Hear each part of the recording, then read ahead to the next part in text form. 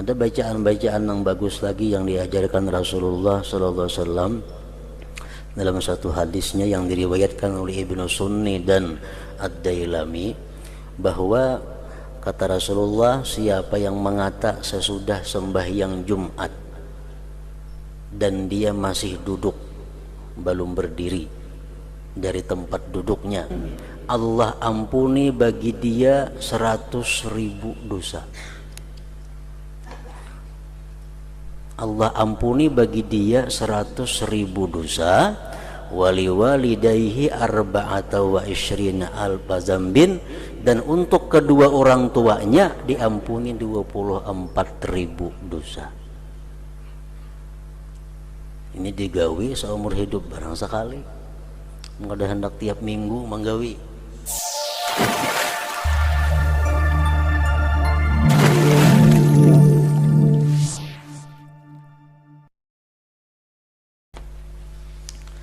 Makna dari kalam Al-Imam Al-Ghazali rahimahullah wa nafa'ana bi ulumih.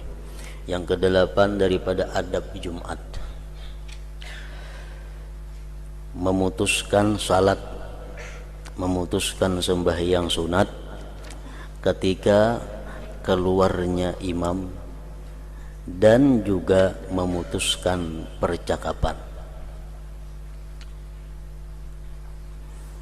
Maksudnya adalah, kalau kita misalnya sembahyang sunat di masjid, sembahyang habis 2 rakaat, sembahyang lagi, habis 2 rakaat, sembahyang lagi, menunggu. Kemudian khatib sudah naik ke mimbar, ampih sembahyang. Diganti dengan mendengarkan azan dan menjawabnya. Jadi artinya memutuskan salat itu bukan parahatan kita sembahyang sunat, umpamanya imam naik mimbar baampih sembahyang, bukan itu maksudnya. Memutuskan salat. Nah, ini orang yang menunggu waktu Jumat dengan sembahyang. 2 rakaat sembahyang, salam berdiri lagi, salam 2 rakaat berdiri lagi, salam berdiri lagi. Khatib naik ke mimbar, ampih. Dengarkan muazin azan. Maksudnya kayak itu. Jangan misalnya muazin sudah azan masih gitu sembahyang pulang, nah jangan lagi itu. Tapi kalau parahatan kita sembahyang, pas orang khatib naik ke mimbar, orang azan kedua, tarusakan ke sembahyang, tuntungakan sembahyangnya. Jadi artinya memutuskan salat macam itu maksudnya. Memutuskan salat ketika keluarnya imam, dan juga memutuskan percakapan. Misalnya rahatan ada ceramah, rahatan ada bepandir, rahatan ada nang berkisah. Begitu khatib sudah keluar dari tempatnya menuju mimbar, nah berhenti, itu percakapan.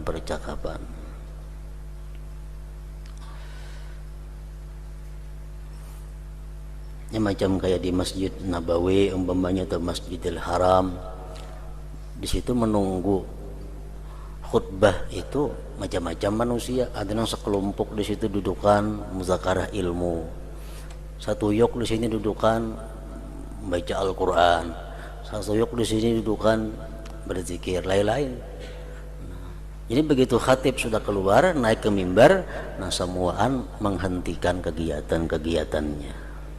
Bahkan ia sibuk dengan menjawab muazzin. Azan Jumat 2 kali. Azan yang pertama itu hanya azan lil i'lam, untuk memberitahu.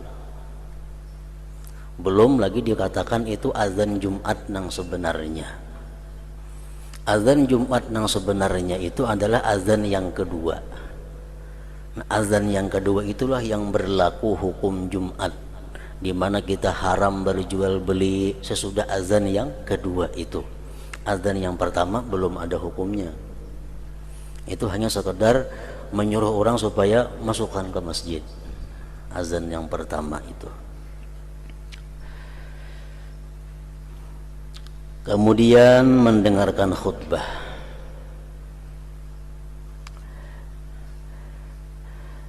Telah berlaku adat sebagian orang-orang awam dengan sujud ketika berdirinya muazzin. Mungkin di daerah mana, di kampung mana, di situ bila muazzin berdiri hendak azan, jamaah ini sujud.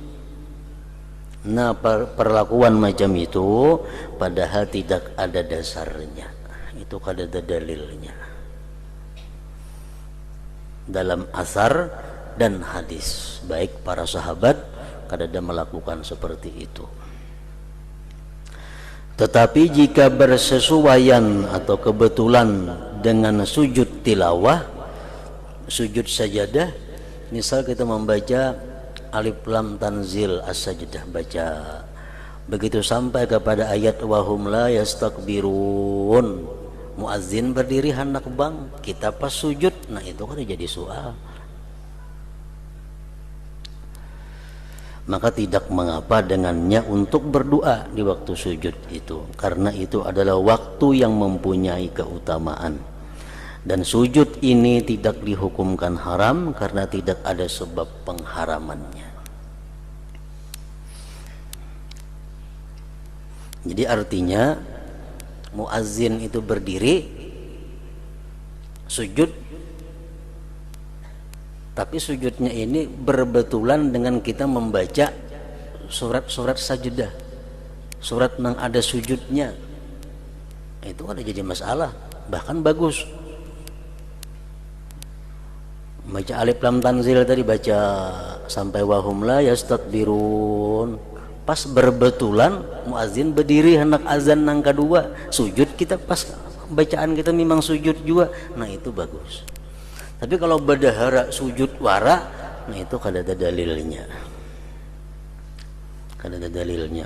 Bacaan Quran kada, misalnya begitu muazzin hendak naik azan yang kedua sujud ha, nah itu kada berdasar. Kada berdasar.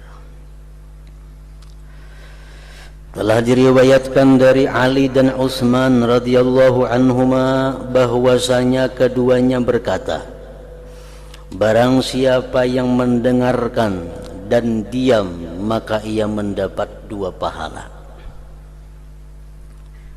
Orang mahutbah, khatib mahutbah, kita mendengarkan sekaligus kita diam.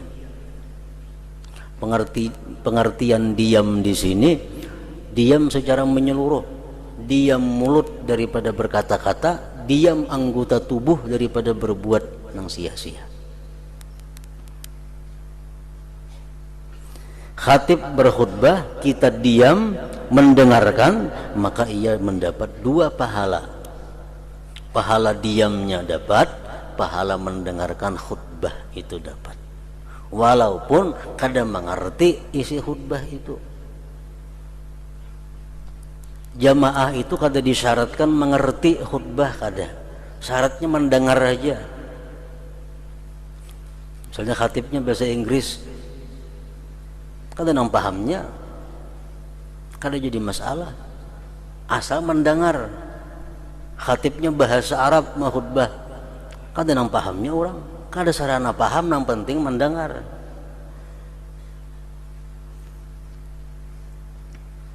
Wa idza sa'idal khatibul mimbar fastami'u lahu. Bila khatib sudah naik mimbar, fastami'u lah, dengarkan. Adalah pahamkan, kada ada kalau dengarkan aja.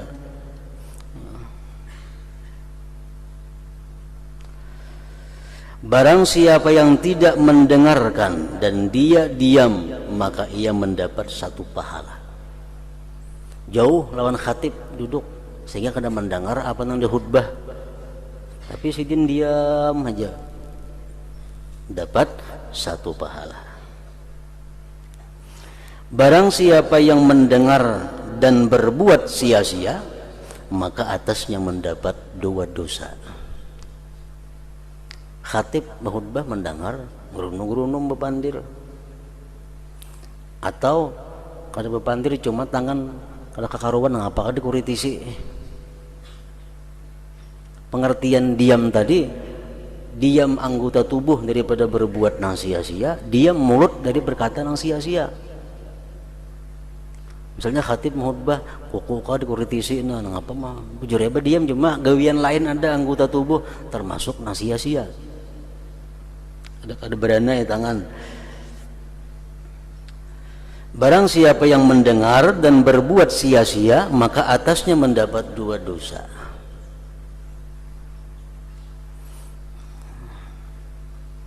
Untung aja perempuan kada wajib Jumat. Kada wajib Jumat ngalih benar bini-bini. Kenapa? Ngalih beranai.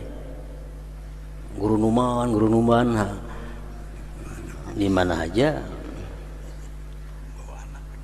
Untung laki-laki aja yang wajib sembahyang Jumatnya kalau beranai mengadakan khutbah itu.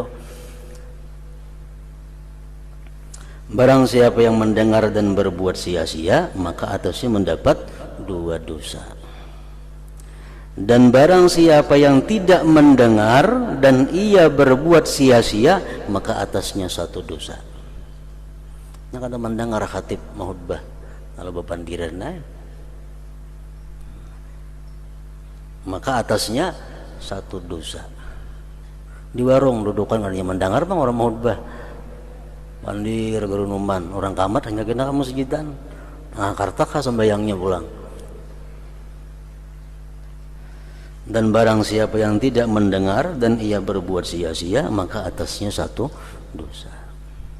Itu perkataan Sayyidina Ali dan Sayyidina Utsman radhiyallahu anhuma. Rasulullah sallallahu alaihi wasallam bersabda, "Man qala li sahibihi wal imamu yakhutubu ansit aw mah faqad lagha wa man lagha wal imamu yakhutubu fala jumu'atalah." Artinya sabda Rasulullah, barang siapa yang berkata kepada temannya padahal imam sedang mengkhutbah, dengarkanlah baik-baik atau jangan, maka sia-sia. Dan barang siapa yang berbuat sia-sia padahal imam sedang mengkhutbah, maka ia tidak mendapat Jumat. Dengarkan khutbah, anak kawan yang bepandir no umpamanya sama seorang mulai keributan ngarannya, atau menagur diam seorang nang bersuara. Bila kita demikian, kita nang kada mendapat pahala Jumat. Ini menunjukkan bahwa menyuruh orang untuk diam itu semestinya dengan isyarat.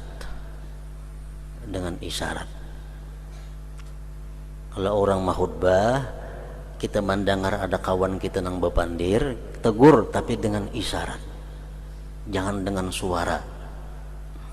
Atau limparan batu kecil, batu kerikil, bukan dengan ucapan. Di dalam hadis Abi Dzar bahwasanya ketika ia bertanya kepada Ubay bin Ka'ab padahal Nabi sedang berkhutbah, ia bertanya, kapankah surat ini diturunkan? Nabi sedang berkhutbah. Abu Dzar bertanya kepada Ubay bin Ka'ab, wahai Ubay, ayat ini kapan diturunkan? Maka ia Ubay mengisyaratkan kepadanya Abu Dzar untuk diam. Ketika Rasulullah SAW turun, Ubay berkata kepadanya Abu Dzar, pergilah, kamu tidak mendapatkan Jumat. Ikam tadi Abu Dzar kada berpahala Jumat. Napa ikam bertakun lawan aku apabila ayat ini diturunkan? Abu Dzar mengadukannya kepada Nabi SAW, maka beliau bersabda, benar Ubay, benar Ubay. Padahal positif nang ditakunakannya itu. Rasulullah membaca ayat dalam khutbah, Abu Dzar bertakun, ayat ini apabila diturunkan. Nah, ucapan seperti itu menghilangkan pahala Jumat. Dan jika ia jauh dari imam, maka ia tidak sayogianya untuk berbicara tentang ilmu. Misalnya jauh daripada khatib sehingga kada mendengar orang khutbah, itu pun kada pantas berbicara ilmu. Guru numan pandir hukum misalnya kada baik juga dan lainnya, tetapi ia diam mestinya. karena hal itu berantai, merunung bicara masalah ilmu itu karena sambung menyambung berantai dan menyampaikan kepada suara yang samar sehingga berakhir kepada para pendengar, akhirnya mengganggu orang.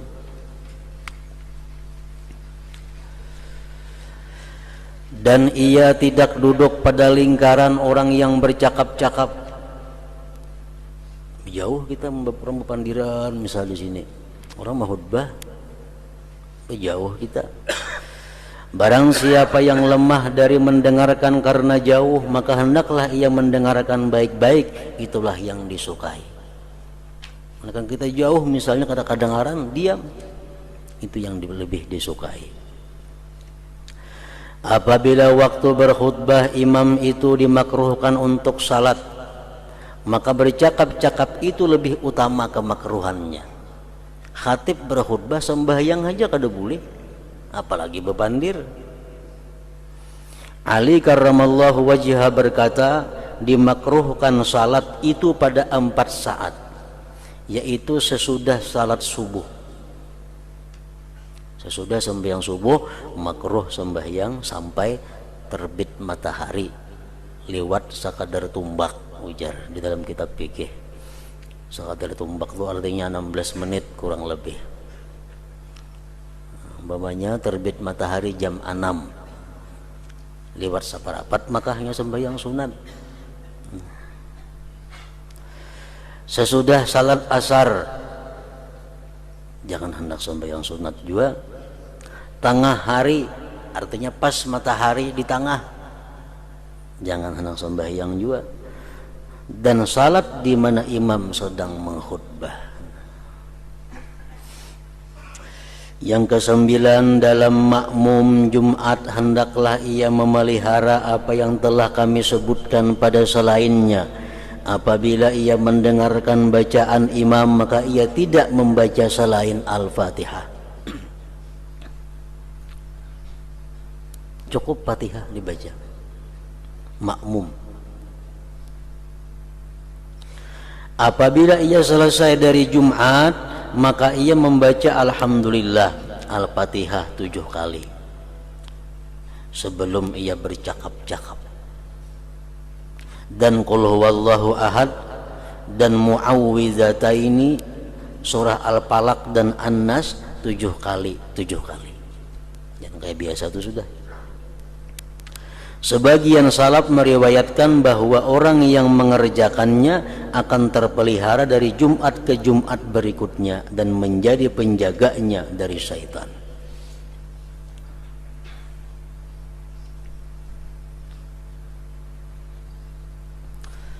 Setelah Jumat disunnatkan untuk membaca Allahumma ya Ghaniyu ya Hamid, ya Mubdi'u ya Mu'id, ya Rahimu ya Wadud, aghnini bihalalika an haramik wa bifadlika amman siwak. Artinya, ya Allah, wahai zat yang maha kaya, wahai zat yang maha terpuji, wahai zat yang memulai, wahai zat yang mengembalikan, wahai zat yang maha pengasih, wahai zat yang maha mencintai, kayakanlah saya dengan barang halalmu dari barang haram laranganmu, dan dengan anugerahmu dari selain. Berapa kali membaca itu? Rasulullah kadang menentukan secara jelas dalam hadis ini.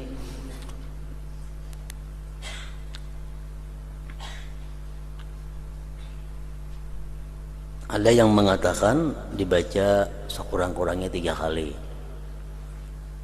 hendak lebih 5 kali, hendak lebih baik lagi 7 kali, hendak lebih baik lagi 9 kali, lebih baik lagi 11 kali.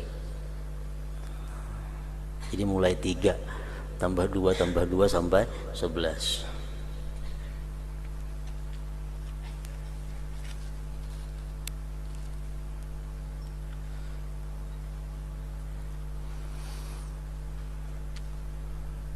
Dikatakan bahwa barang siapa yang mengakalkan terus-menerus membaca doa ini, maka Allah yang Maha Suci mengayakkannya dari makhluknya, dan ia memberi rezeki kepadanya dari sesuatu yang tidak diperkirakan. Jadi untuk orang yang sembahyang Jumat, doa yang paling baik dibaca doa ini. Misalnya kita jadi imam Jumat, doa nang apa yang dibaca yang paling bagus, doa ini dahulu dibaca. Hendak tambahan yang lain sesudah ini, Allahumma ya Ghani ya Hamid ya Mumdi'u ya Mu'id ya Rahim, itu yang paling baik. Sesudah Jumat ia salat 6 rakaat. Ibnu Umar radhiyallahu anhuma meriwayatkan bahwasanya Nabi sallallahu alaihi wasallam salat 2 rakaat sesudah Jumat, dan Abu Hurairah meriwayatkan 4 rakaat. Ali dan Abdullah bin Abbas radhiyallahu anhum meriwayatkan 6 rakaat. Seluruhnya itu sahih dalam berbagai keadaan yang berbeda-beda, dan yang lebih sempurna itu adalah lebih afdal. Tontong sampai yang Jumat habis pembacaan yang 77 tadi dan bacaan-bacaan yang lainnya, hanya sembahyang. Ada bacaan-bacaan yang bagus lagi yang diajarkan Rasulullah sallallahu alaihi wasallam dalam satu hadisnya yang diriwayatkan oleh Ibnu Sunni dan Ad-Dailami, bahwa kata Rasulullah, siapa yang mengata sesudah sembahyang Jumat dan dia masih duduk